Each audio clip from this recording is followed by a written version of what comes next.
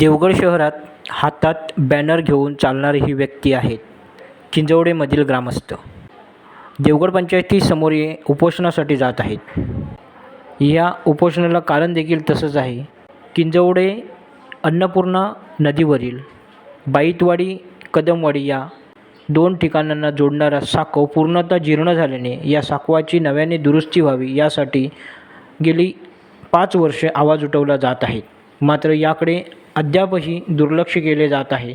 संबंधित यंत्रणेकडून कोणतीही हालचाल नसल्याने किरण टेंभोलकर यांनी यावर वारंवार आवाज उठवला होता.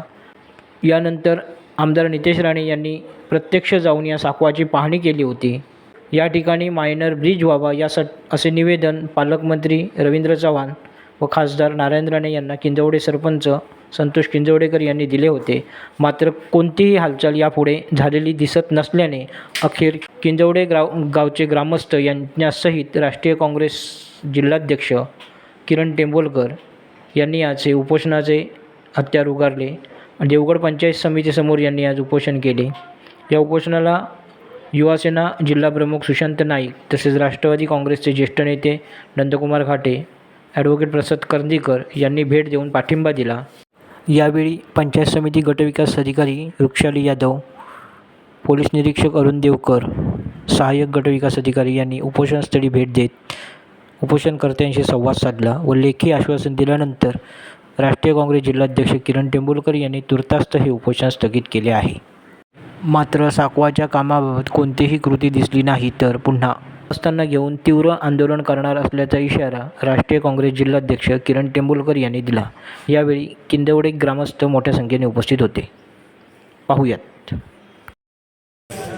15 ऑगस्ट प्रथमतः मी सर्व जिल्हावासियांना, सर्व माझ्या पत्रकार बंधूंना आणि सर्व ग्रामस्थांना 15 ऑगस्टच्या मी प्रथमतः शुभेच्छा देतो.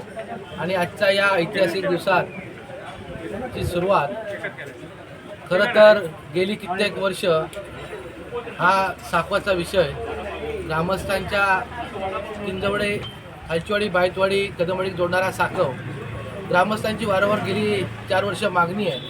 आणि मागणी असूनही त्यानंतर ग्रामस्थांच्या आणि आम्ही सर्व मंडळी वेळोवेळी त्यावेळी पाठपुरावा केला आणि संबंधित 3 वर्षापूर्वी आम्ही त्या साकवाचा परिपूर्ण प्रस्ताव जिल्हा परिषद सिंधुदुर्ग यांच्याकडे 2021 त्यावेळी दिला. आणि असं असतानासुद्धा तत्कालीन सत्ताधारी, त्यावेळीचे सत्ताधाऱ्यांनी जे काही राजकीय हेतू पुरस्कृत त्यामध्ये स्थानिक राजकीय पुढारी त्या कटकारस्थानात जो प्रस्ताव थांबवण्यात आला त्या स्थानिक जे आमच्या गावचे पुढारी आहेत त्यांचाही त्यामध्ये मोठा हात होता. आणि त्यांच्या राजकीय द्वेषापायी आज किंजवडे कदमवाडी बायतवाडी ग्रामस्थांना शेवटी हा उपोषणाचा निर्णय अगदी आजच्या चांगल्या दिवशी घ्यावा लागला. आणि यामागे निव्वळ राजकीय हेतू ठेवून हा प्रस्ताव अगदी 3 वर्ष धुळखात त्या ठिकाणी पडला होता. आणि असे असताना आम्ही त्या ठिकाणी गेल्या 8 दिवसापूर्वी ते निवेदन दिलं की तो पूल त्या ठिकाणी नवीन साकवा आम्हाला पाहिजे, तो मंजूर करा.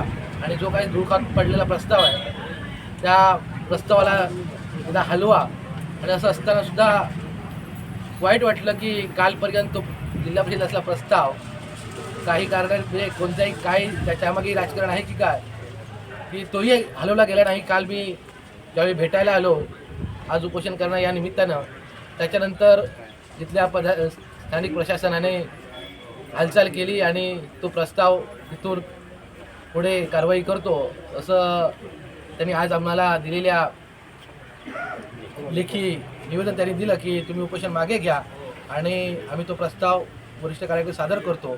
त्यांनी आज आमची ही मागणी जे ग्रामस्थांच्या उपोषणात बसले असता त्यांनी एवढं सांगितलं की उद्याच्या उद्या 16 ऑगस्टला सन्माननीय व्हिडिओ मॅडम असतील, संबंधित सर्व अधिकारी असतील त्या ठिकाणी भेट देतील आणि तात्पुरती डागडुजी करण्यासाठी 8 दिवसात निधी उपलब्ध करून देऊ. आणि दुसरा जो प्रस्ताव आहे नवीन साकवाचा तो 8 दिवसात आपण पुढे पाठवू असं त्यांनी या ठिकाणी आश्वासित केलं. आणि त्यामुळे आज आम्ही हा उपोषण या ठिकाणी स्थगित करतो आहे.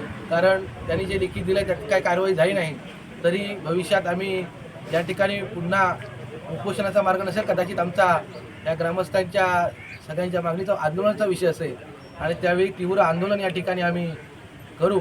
आणि यासाठी मी पुन्हा एकदा यामध्ये कोणतेही राजकारण होता कामा नये अशी मी सर्व राजकीय मंडळी तुमच्या पत्रकार बंधूंच्या मार्फत आवाहन करतो की तो साखव कोणतीही राजकीय द्वेषापोटी त्या ठिकाणी होऊ नये. कारण सुदैवाने परवा आमदार साहेबांनी त्या ठिकाणी भेट दिली आणि भेट दिली असता आमदार साहेब बोलले की मी सीओशी जिल्हा परिषद सीओशी बोलून घेतो, पण तसं काही हस्तगत तरी काही दिसलं नाही, कारण तो प्रस्ताव कालपर्यंत जिल्हा परिषदला पडून होता.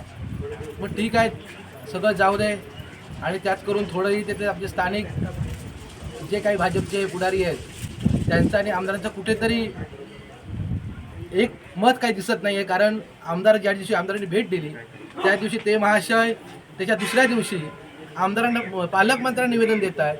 म्हणजे तरुण जुना भाजप नवीन हा विषय जर त्यांच्या मनात आहे की काय आणि अशामुळे आमचा साखर राहतो की काय, हा आमच्याही मनात प्रत्येक नागरिकांच्या पडलेला प्रश्न आहे.